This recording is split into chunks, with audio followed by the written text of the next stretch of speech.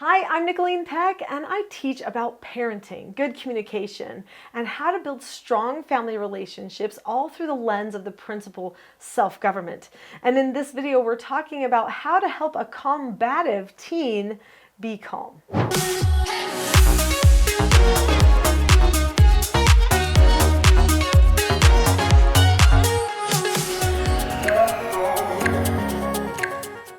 In this video, we're going to talk about what that combative behavior looks like and then what you can do to help point them toward calmness in that time where things aren't going so great. Now, if you have a teen in your life that is combative, I'm going to say congratulations. I know that you don't want to hear that because it's probably a difficult circumstance, but I have to tell you something. This particular child is incredibly strong-willed, right? That's probably why they're fighting you about everything. They want what is right, what is true to come to the surface, and they have strong opinions about what those things are. Well, they actually have within them the makings for a very powerful adult person, so long as they can take that strong will and move it in the right direction. So actually, this is a powerful person you're working with here. So all the more reason they need to feel like you understand them, what makes them tick, that you honor that type of personality that they have, even though you are going to maintain the proper roles in the family. So it is important that you maintain proper roles. They need to understand the roles that they have with you, but they need to know that you understand how they tick too. And that actually makes a ton of difference. So I go to people's houses a lot, and they will invite me to come and stay for a few days. And by the way, this isn't just vacations. This is something that I do periodically because of teaching self-government. So they'll invite me to come to their homes and to see what's going on with their family and to help them implement self-government skills and principles into their home and fix the relationships. There are many times I go to a family and there is a teen that they are worried about, and this teen is combative, is lying, doesn't want to listen to parental authority, these types of things where they're constantly pushing back on their parents. And the one thing I do is I start out by having a meeting with everybody individually. And when I have that meeting with that teen who's combative, usually at the end of the meeting, they're like, yeah, I'll try this. If that could help me, okay. I'll be on board for a while. I'm not sure my parents can do it, but I'll try. Do you know why they talk to me like that at the end of the meeting? Because I honor them when I'm in the meeting with them. I talk to them older than they are, and I acknowledge what I know they're going through, what they're thinking, what their struggles are. I even ask them about all their struggles, and I validate the fact that yes, that is a trouble that we need to solve, and that's why I'm here. I'm going to help with that. And suddenly they're like, wait a minute, is this lady, I thought they were bringing her in here because they hated me, but actually, she actually seems like she wants to help me. Your teen needs to know you want to help them, not just change them. Lots of times when you have a combative teen, the apple hasn't fallen too far from the tree, and the parent might be combative too. I know that's hard to take. It seems intense to go, oh, am I that combative parent? Have I taught my child to be combative like that? It could have happened without you thinking that you were doing it. But if you are getting into power struggle fights with them, chances are they are just behaving in a way that you trained them to be. And you've fallen into some bad habits because you didn't know how to handle a circumstance before, so you started getting a little bit more maybe power struggly, and now they're power struggling with you as well. So there is a way to do it. Make sure that you come in with this tone of understanding and that you let them know that you care about what they think about things. That makes a huge difference. They're actually more willing to be honest with themselves if you give them the benefit of the doubt and are honest with them about what they know is true about them, which is they're not all bad. They're trying. And they need to know that you feel that too. But I've got a lot more tips for you, and we're going to talk about those in a minute. But before we do, click that subscribe button so that you get a chance to see more teaching self-government videos every time you visit YouTube. I teach self-government when a person is self-governing, then they understand the cause and effect of any given situation, and they possess a knowledge of their own behaviors so that they can control them. So it's a state of understanding cause and effect and being in control of yourself, making a plan for yourself and following through.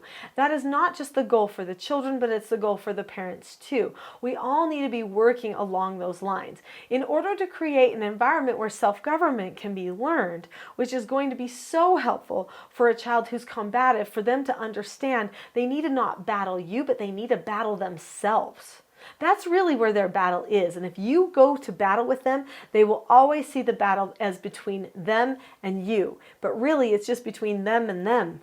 There is no real battle. They just have to acknowledge the truth and then live according to it and make the adjustments, and you can help them with that. But in order to set up an environment where everyone learns self-government over themselves, it takes a certain type of a tone and a certain type of a structure.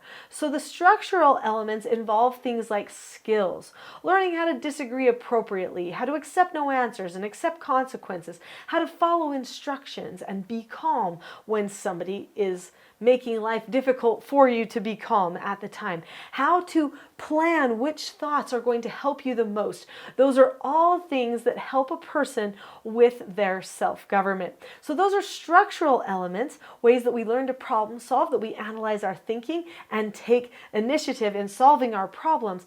But what about the tone? The tone elements are huge. They're a big component to self-government learning. In fact, I have whole videos just about tone. There's a video all about having a calm voice tone.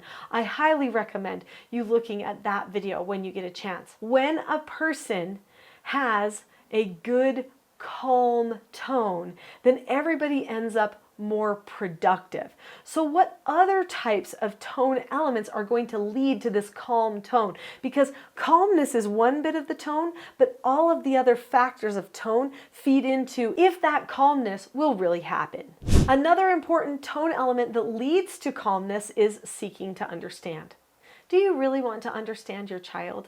I hope so. They are fighting you. What are they fighting for? Ask yourself that question.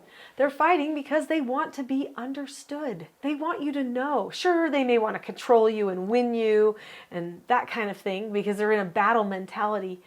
But ultimately, they're feeling like somebody doesn't get it. They don't get what they feel or what they think or what they need. That's where we need to get to, is that place of understanding. So even if they're combative right in your face, you do not combat back. You say, it looks like you really want to talk to me about going to this party and that we need to have a good conversation about it. But we've got to choose to be calm first. Then we can talk about it. This is going to point them in the right direction. It's going to help them understand that calmness is the key to understanding. Now, at first, they won't want the calmness. They'll say, you're not listening to me, you don't care, but you can't talk to them about whatever the issue is that they're battling you over until you get to calmness first. And when everyone does get calm, be reasonable. Listen to them.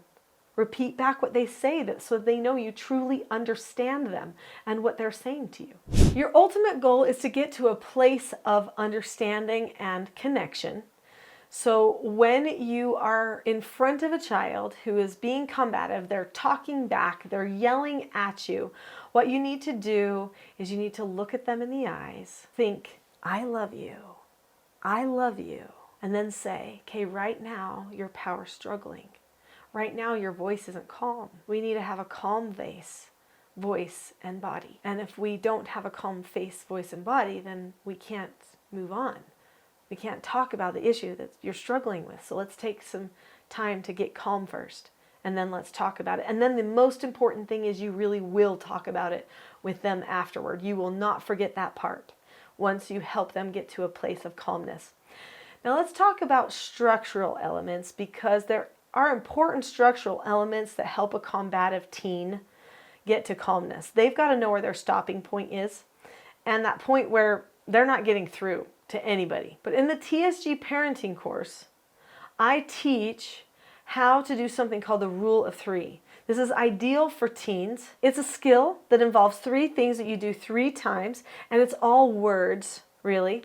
And so they just have to follow the instructions in the words 3 times. This helps disengage the emotional, engage the prefrontal cortex so that they can solve their problems and get to a place of having a discussion. That skill set, even though they dread it, they don't want to have to know they need to get calm, actually in the end liberates them. And most out of control children, after they are done getting calm, will actually say to me, "Thank you. I'm glad we have that." I mean, it might be a month later. "I'm so glad we have that because I don't get angry anymore, and I'm really glad that I don't. I'm not fighting you anymore. Now I know I just need to focus on controlling myself." That's the battle. Don't forget, the battle is between them and them, not between you and them. So don't even fight them. Just help them get to calmness so that they can actually win the battle within themselves. There are so many more things that I could share with you about calmness. In fact, I have a free course that is on my website. So if you go to teachingselfgovernment.com, there is a Calm Parenting Toolkit that is there. It's a mini course, just starts things off. It won't go into the rule of 3 and stuff like that very much, but it will tell you kind of when to use it and where. But if you want more information on all of the skills of self-government, I highly recommend the TSG Parenting course. You can also find that at teachingselfgovernment.com. So go there and I'll see you on the course.